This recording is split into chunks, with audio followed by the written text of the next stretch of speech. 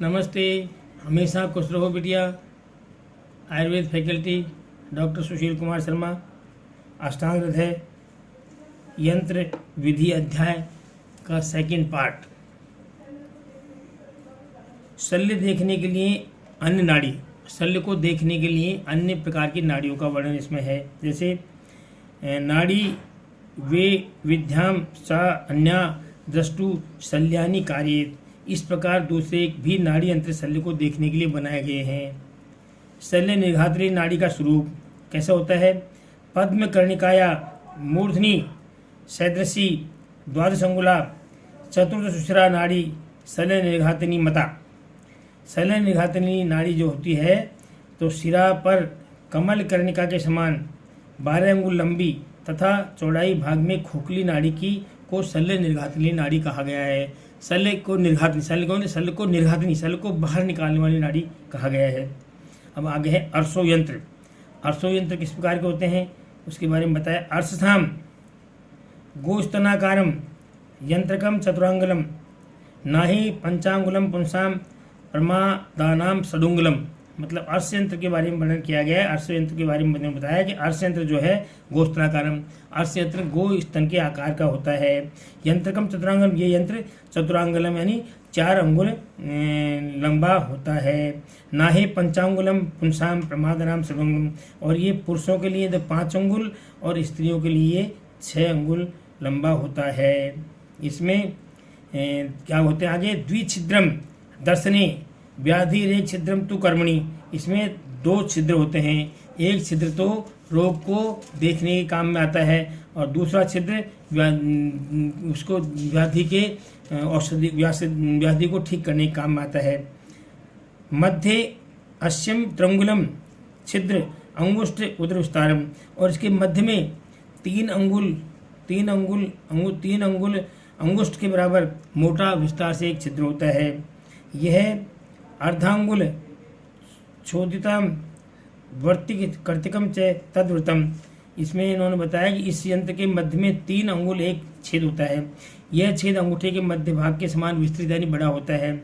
इसके ऊपर में आधा अंगुल ऊंची उठी हुई एक कर्णिका होती है। इस प्रकार से अर्श यंत्र का वर्णन किया गया है। ये अर्श यंत्र के नाम से कहा जाता है। इसमें अर्श को छेदन भेदन और अर्श को देखने के काम में लिया जाता है।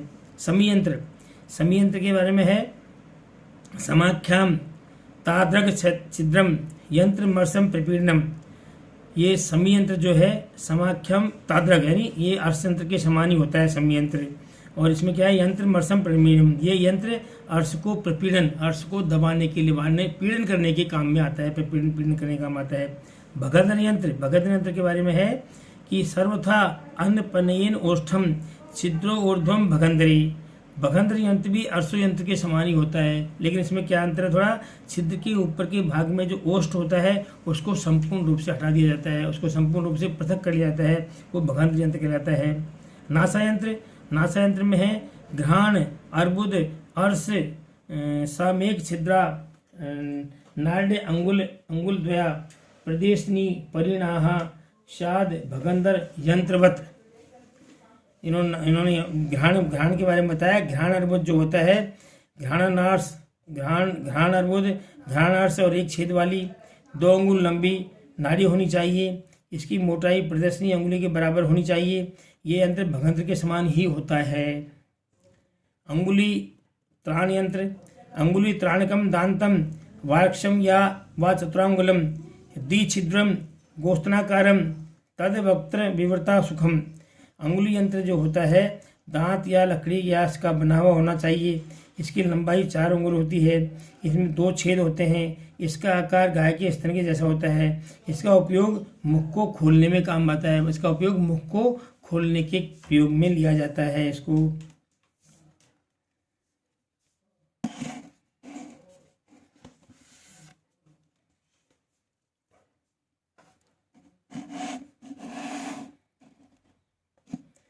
योनि व्रणोक्षण यंत्र, योनि व्रणोक्षण यंत्र के बारे में बताया गया है। योनि व्रणोक्षण यंत्र कैसा होता है?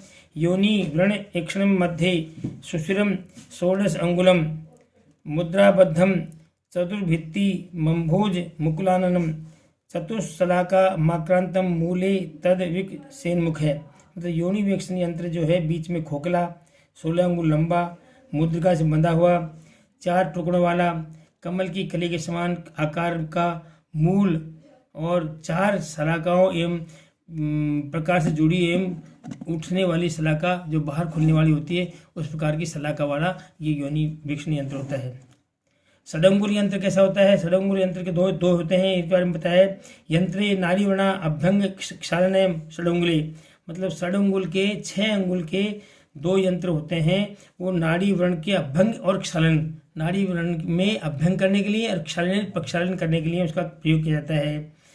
बस्ती यंत्र आकृति, इनकी आकृति बस्ती के यंत्र जैसी होती है। मूले मुखे अंगुष्ठ कलाई के, ये मूल में अंगूठे के समान और मुख में मटर के समान इनमें छिद्र होता है, मलाई का होता है। अग्र तो कर्ण के मूले निबद्ध मृदुचरणी, और आगे जो है आगे कर्णिका रहित, आगे क्या है? अग्र तो अकर्ण के आगे कर्णिका रहित होते हैं और मूले निबद्ध मतलब, और मूल में कोमल चर्म बस्तीपुर से बंधा हुआ रहता है। नलिका एवं पिच्छ नलिका यंत्र, द्विधारा नलिका, पिच्छ नलिका, वकोदरे, उदर कोदरे को जल निकालने के लिए, उदकोदर यानी पेट में जब पानी भर जाता है उसके जल को निकालने के लिए ये यंत्र होता है। ये 2 मुख वाली नाड़ी से बनाया जाता है और पंख की नलिका या मोर पित्त से भी उसको बनाया जा सकता है। धूम यंत्रादि, धूम बस्ती यंत्राणी निर्दिष्टाणी यथायथम, धूम यंत्र और बस्ती यंत्रों को निर्देश यथा यानी आगे भी कर दिया गया है और आगे भी बता दिया जाएगा। इसके बाद में श्रृंग यंत्र के बारे में है कि त्रयंगुलम आश्यम भवे श्रृंगम चूषणे अष्टादश अंगुलम अग्रे सिद्धार्थ छिद्रम सुनद्धम चुचकाकृति। श्रृंग यंत्र यानी सींग का यंत्र जो होता है वो कैसा होता है, उसके बारे में बताया कि त्रयंगुलम आश्यम, ये श्रृंग यंत्र का जो आश यानी मुख है वो 3 अंगुल का होना चाहिए। भवे छिद्रम, 3 अंगुल के छिद्र वाला, इसमें आगे छेद होने चाहिए। और चूषणे, ये चूषणे के काम में आना चाहिए। और अष्टादश अंगुलम, 18 अंगुल का होना चाहिए। अग्रे सिद्धार्थ के आगे जो है इसका छिद्र जो है सिद्धार्थ यानी सरसों के प्रवेश हो जाए इस प्रकार का छिद्र होना चाहिए। सुनिधम, और अच्छी प्रकार से बंधा हुआ होना चाहिए। और ये इसके अलावा स्त्री के चुचुक के आकार का ये होना चाहिए, चुचकाकृति स्त्री के चुचुक के आकार का होना चाहिए। इस प्रकार से इसके श्रृंग यंत्र का वर्णन इसमें किया गया है। अलाबू, तुम्बी यंत्र, अलाबू और तुम्बी घटिका यंत्र कैसी होती है उसके बारे में बताया है। शाद द्वादश अंगुलो, अलाबू आना है त्वष्टा 10 अंगुलो, चतुष्त्रय अंगुल वृत्ताशो दीप्तो अंत है श्लेष में रक्त व्रत। अलाबू जो होती है तुम्बी, इसकी जो लंबाई उन्होंने बताई, लंबाई 12 अंगुल और मोटाई गोलाई 18 अंगुल। इसके मुख की गोलाई 3 या 4 अंगुल होनी चाहिए।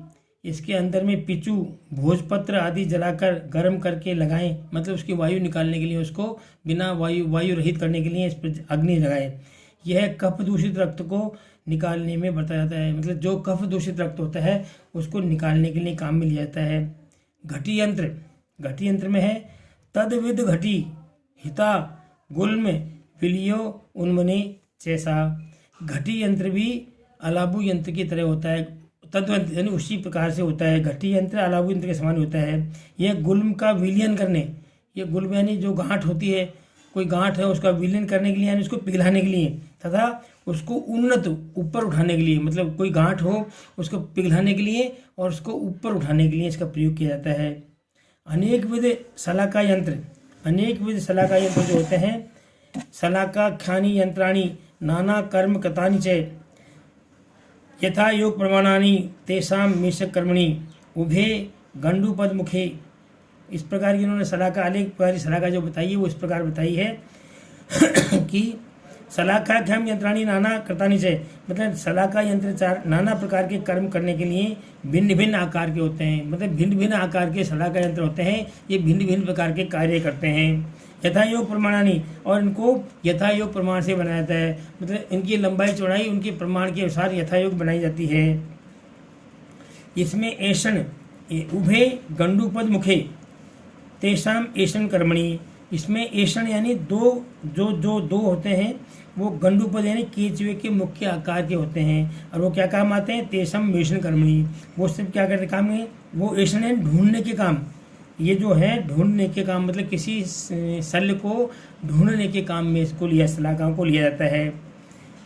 सूत्राभ्यो शल्यहरणी, सूत्रों के शल्य को निकालने के लिए।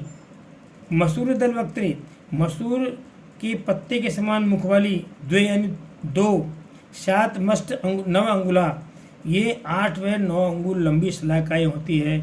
इस प्रकार से इस प्रकार से अलग अलग शलाकाओं, अनेक भी शलाकाओं का वर्णन किया गया है। ये शलाकाएँ अनेक प्रकार का कार्य करती है और अनेक प्रकार की लंबाइयों वाली होती है। इस प्रकार से ये आपका यह चैप्टर अभी समाप्त होता है। This session provide by digital vision 2। I hope you have any query, please mention comment box. I will solve it. Thank you.